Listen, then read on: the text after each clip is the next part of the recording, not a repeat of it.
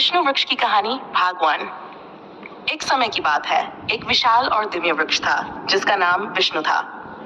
यह वृक्ष गांव बीचों बीच खड़ा था और इसे सबसे पुराना और सबसे शक्तिशाली माना जाता था। इसकी शाखाएं इतनी लंबी थीं कि वे आसमान को छू रही थीं और इसकी छाया में पूरा गांव बसा हुआ था। लोग इस वृक्ष को केवल एक पेड़ नहीं बल्कि अपने जीवन का अभिन्न हिस्सा मानते थे। विष्णु वृक्ष अपने आसपास के वातावरण को शुद्ध करने के लिए जाना जाता था। इसके पत्ते और फल विशेष गुणों से भरे थे। गांव वाले कहते थे कि इसके फल खाने से मन की शांति मिलती है और इसके पत्तों का चूर्ण स्वास्थ्य के लिए बहुत लाभकारी होता है। वृक्ष की उपस्थिति गांव वालों के लिए संजीवनी से कम नहीं थी। हर सुबह बच्चे, बूढ़े और जवान सभी वृक्ष के नीचे इकट्ठा होते थे और इसकी छांव में अपने विचार साझा करते थे।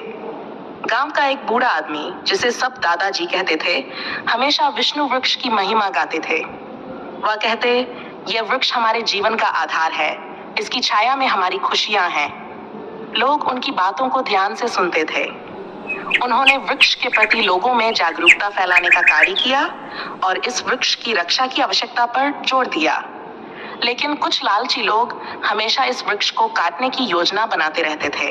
एक दिन कुछ बाहरी लोग गांव में आए। वे खतरनाक और लालची थे। उन्होंने गांव वालों को बताया कि वे वृक्ष की लकड़ी बेचकर धन कमाना चाहते हैं। गांव वालों ने उन्हें समझाया कि विष्णु वृक्ष हमारे जीवन का अभिन्न हिस्सा है और इसे काटना हमारी संस्कृति और परंपरा के खिलाफ है। लेकिन उन बाहरी लोगों ने गांव वालों की बात नहीं मानी और वृक्ष को काटने का फैसला किया। रात का समय था जब गांव वाले सो रहे थे। अचानक एक अंधेरी परछाई वृक्ष के पास आई। वह एक रहस्यमय व्यक्ति था जिसकी आंखों में खतरनाक चमक थी। उसने अपने हाथ में एक तेज कुल्हाड़ी पकड़ी हुई थी। बूढ़ा आदमी जाग गया और उसने ये देखा। उसकी धड़कन तेज हो गई और उसने तुरंत गांव वालों को जगाया। गांव वाले जब बाहर आए तो उन्होंने देखा कि वह व्यक्ति वृक्ष के पास खड़ा था। बूढ़ा आदमी चिल्लाया, तुम इस वृक्ष को नहीं काट सकते, यह हमारे जीवन का आधार है। अगर तुम इसे नुकसान पहुंचाने की कोशिश करोगे तो तुम्हें हमारी शक्ति का सामना करना पड़ेगा। वह व्यक्ति हंसते हुए बोला, तुम्हारी शक्ति? ये सिर्फ एक पेड़ है, मैं इसे आसानी से काट दूंगा। जैसे ही उसने कुल्हाड़ी ऊपर उठाई, विष्णु वृक्ष ने गहरी गूंजती आवाज में कहा, मैं तुम्हारे इरादों को पहचानता हूँ। अगर तुम मुझे काटने की कोशिश करोगे तो तुम्हें मेरी शक्ति का अनुभव होगा। गांव वाले हैरान रह गए। उन्होंने देखा कि वृक्ष की शाखाएं धीरे धीरे ऊपर उठने लगीं और उस व्यक्ति के चारों ओर हल्का सा प्रकाश फैलने लगा। अचानक वृक्ष से 65 नन्हे पौधे प्रकट होने लगे जो तेजी से बढ़ने लगे और उस व्यक्ति को घेरने लगे। व्यक्ति भयभीत हुआ और पीछे हटने लगा, लेकिन उसके मन में लालच था। उसने फिर से कुल्हाड़ी उठाई, लेकिन इस बार वृक्ष की ऊर्जा और भी बढ़ गई। उसके मित्र, जो उसकी रक्षा के लिए खड़े थे, एकजुट होकर उसकी शक्ति को और मजबूत बना रहे थे। गांव वाले एकजुट होकर उस व्यक्ति की ओर बढ़े। बूढ़ा आदमी चिल्लाया, हम सब मिलकर इस वृक्ष की रक्षा करेंगे, हमारी एकता में ही हमारी शक्ति है।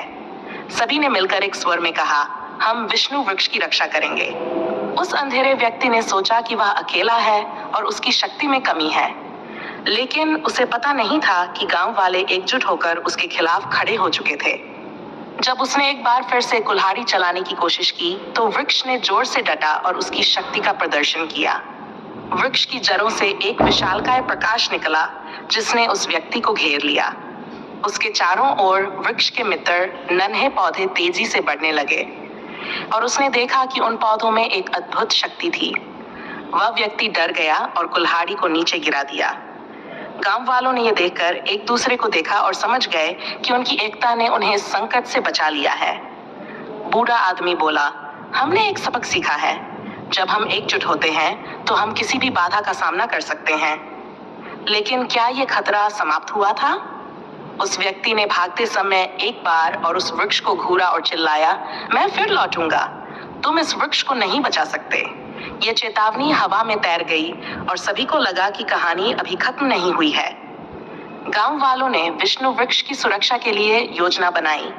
उन्होंने अपनी रातों की नींद छोड़ दी और वृक्ष की निगरानी करने का निर्णय लिया। उन्होंने एक समूह बनाया जो रात भर वृक्ष की रक्षा करने के लिए तैयार था। सभी ने मिलकर एक साथ बारी बारी से पहरा देने का तय किया। कुछ दिन बीत गए और गांव में शांति छाई रही। लेकिन एक रात जब सब लोग सो रहे थे, एक बार फिर से अंधेरे में वही रहस्यमय व्यक्ति प्रकट हुआ। उसने चुपचाप गांव की सीमाओं को पार किया और वृक्ष के पास पहुंच गया। इस बार उसके साथ कुछ और लोग थे जो उसे मदद करने आए थे। क्या गांव वाले इस बार उसे रोक पाएंगे? क्या विष्णु वृक्ष की रक्षा हो पाएगी? ये सवाल गांव वालों के मन में था। उनकी आंखों में डर और साहस दोनों थे। ये कहानी अब एक नई दिशा में बढ़ रही थी। गांव वालों को अब अपने विश्वास और एकता की शक्ति को साबित करना था। क्या वे विष्णु वृक्ष को बचा पाएंगे या यह उनकी खुशियों का अंत कर देगा? यह सब अगले भाग में ही पता चलेगा।